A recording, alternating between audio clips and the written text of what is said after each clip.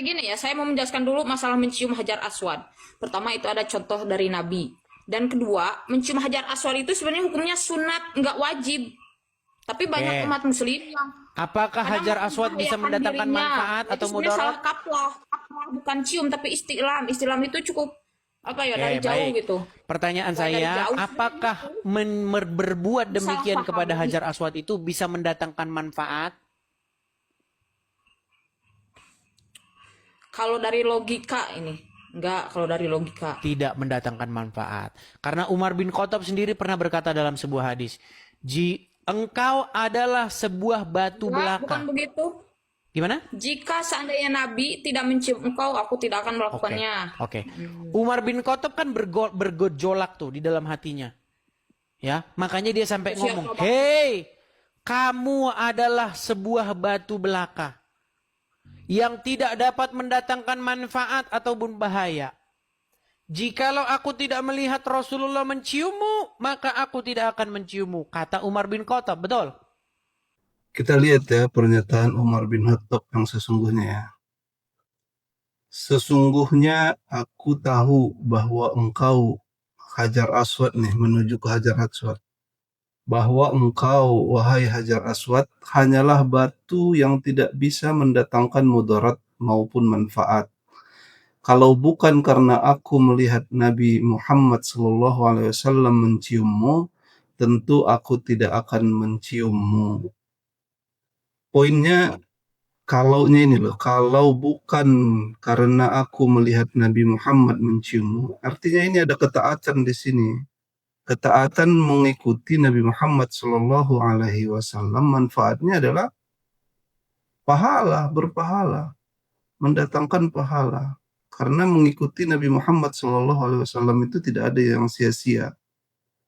Karena ada juga hadisnya bahwa Nabi Muhammad Shallallahu Alaihi Wasallam mengatakan mencium hajar aswad itu adalah mengampuni dosa, menghapuskan dosa-dosa. Nah, hadisnya itu di riwayat Ahmad. Bunyinya seperti ini, menyentuh rukun Yamani dan rukun Aswad akan menghapuskan dosa-dosa. Hadis riwayat Ahmad. Sanad hadis ini sahih. Jadi mencium hajar aswad itu bukan sesuatu yang mubazir ya. Mubazir itu sia-sia. Suatu perbuatan yang sia-sia. Ini dikerjakan Rasulullah, kita ikutin ya berarti bermanfaat, bukan sesuatu yang mubazir. Dan tidak ada juga Umar bin Khattab mengatakan bahwa mencium hajar aswad itu sesuatu yang mubazir.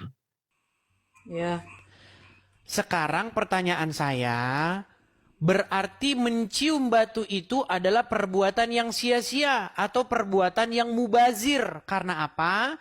Karena batu itu tidak bisa mendatangkan manfaat ataupun bahaya. Betul? enggak, saya tidak bisa mengatakan betul dulu. Ini saya bilang ini sulit nih kalau ngomong.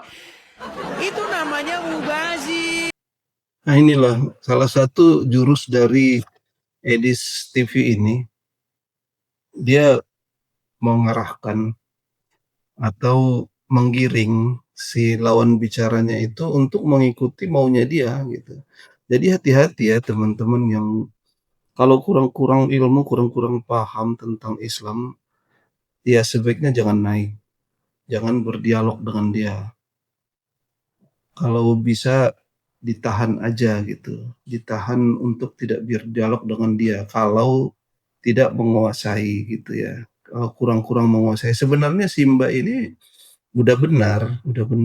Cuman karena tekanan-tekanan dari Edis jadi nggak ada kesempatan untuk menjelaskan gitu ya. Ini salah satu trik dia. Trik dia itu menggiring si lawan bicaranya untuk mengikuti opini dia itu gitu. Sehingga yang menonton, apalagi kalau dipotong-potong, yang menonton itu ya sudah pasti salah paham dan gagal paham gitu. Coba definisi mubazir apa? Mubazir itu sia-sia. Nggak ada Enggak, manfaatnya, bukan kegunaannya atau nggak ada. mengeluarkan harta, waktu atau energi secara tidak perlu dan Iya, tidak ada tidak perlu. tuntutannya dalam agama atau sosial norma sosial dan budaya. Kali ini ada tuntutannya dalam agama, berarti nggak disebut mubazir, Bang Edis. Sebentar. Saya tanya Nah, sama iya kan? kamu, Nggak clearin dulu nggak ini? nyiumin batu Nah, tuh kan mbaknya udah benar sebenarnya. Tapi lihat tuh Edis tuh, dia giring terus, dipaksakan terus biar si mbaknya ngikut dengan opini dia. Si mbaknya udah benar itu. Ini ada tuntunannya, ada perintah dari Nabi Muhammad Sallallahu Alaihi Wasallam gitu. Dicontohkan oleh Nabi. Kalau kan di dalam Al-Quran kan Allah wa ati'ur Rasul. Taatlah kamu kepada Allah dan taatlah kepada Rasul. Jadi taat kepada Nabi itu ya salah satu perintah Allah yang wajib diikutin gitu. Jadi bukan sesuatu yang mubazir, jelas ya. Tapi lihat tuh Edis tuh nggak bakalan mau dia menuntaskan apa yang dibilang sama si mbaknya. Dia pasti akan terus menggiring bahwa itu mubazir, mubazir gitu. Padahal hati kecilnya mengatakan bahwa perintah itu ada, manfaat itu ada gitu ya. ada manfaatnya nggak? Nggak perlu saya jawab, kan udah tadi jawab. Aduh, Umar bin Khattab kan sudah bilang batu itu hanyalah batu saja, nggak bisa mendatangkan manfaat atau bahaya, betul? Iya, tapi nggak disebut mubazir juga. Kalau Umar bin Khattab mengatakan mubazir, iya. Tapi lihat tuh definisi mubazir Pertanyaan saya apa gini, dulu. ketika kamu tidak bisa menunjukkan manfaatnya di saat itulah itu perbuatan mubazir. Contoh, saya kasih contoh nih. Ini gelas nih, gelas. Saya gini-giniin. Coba Analoginya nggak tunjukin masuk. manfaatnya apa? Nggak, sebutin Analoginya manfaat nggak tadi, masuk. perbuatan ini. Apa manfaat perbuatan ini? Coba, sebutin manfaatnya apa? Sebutkan. Oke, karena di sana tidak ada tuntutan dalam agama, jadi nggak ada manfaat. Aduh.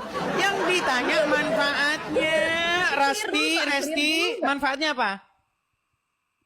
Manfaatnya kita dapat pahala, mencium hajar aswad itu Lu kita dapat kata pahala. Umar bin Karena itu Khattab, mencium batu itu nggak ada manfaatnya.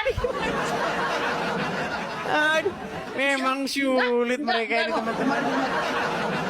Nah, menurut Al-Quran, perbuatan yang mubazir, orang yang mengerjakan perbuatan mubazir adalah melakukan perbuatan setan. Kata Al-Quran, sesungguhnya orang-orang yang melakukan perbuatan mubazir itu adalah sahabat setan. Betul? Iya betul, tapi Saya definisi tunjukin mubazir ayatnya sama kamu. apa? Saya tunjukkan. Saya tahu. Enggak, banyak orang nggak tahu nih. Nih, perbuatan mubazir itu dicatat di dalam Quran surat Al-Isra ayat yang ke-27 nih. Orang-orang yang melakukan perbuatan sia-sia, boros-boros, nggak guna. Nih, makanya kalian itu naik haji ya, kalian itu cuman nih, yang ngomong bukan saya nih, lihat nih. Perhatikan ya. Quran surat Al-Isra. Waduh. Jadi udah jelas ya teman-teman ya. Si Edis itu cuman kemampuannya itu menggiring saja, memaksakan opini dia, memaksakan lawan debatnya untuk mengikuti opininya gitu. Jadi hati-hatilah teman-teman ya. Saya cuma mengingatkan teman-teman yang sudah bernafsu untuk melawan dia debat, ya hati-hati gitu ya. Takutnya orang-orang yang menonton itu menyimpulkan bahwa teman-teman yang berdebat itu mewakili keseluruhan Islam gitu. Jadi kalau nggak mengerti, kurang-kurang paham, atau kurang bisa berdebat lah, kurang bisa mempertahankan opini, tidak usah melawan si Edis ini untuk berdebat. Karena sudah jelas kok tujuannya dia itu hanya untuk mendiskreditkan, untuk memojokkan lawan debatnya. Ketika si mbaknya memberikan opininya, memberikan pendapatnya, nggak bakalan didengar. Makanya video-video reaksi seperti ini kami buat untuk memberikan penjelasan atau menangkal pendapat-pendapat nyeleneh dari kaum-kaum sebelah gitu ya. Gitu aja ya teman-teman ya, mudah-mudahan bermanfaat bahwa mencium hajar aswad itu bukan sesuatu yang mubazir ya. pahala mengikuti Nabi Muhammad SAW. Dan Nabi Muhammad SAW di dalam hadis riwayat Ahmad tadi jelas mengatakan bahwa mencium Hajar Aswad, menyentuhnya dan menciumnya itu menghapus dosa.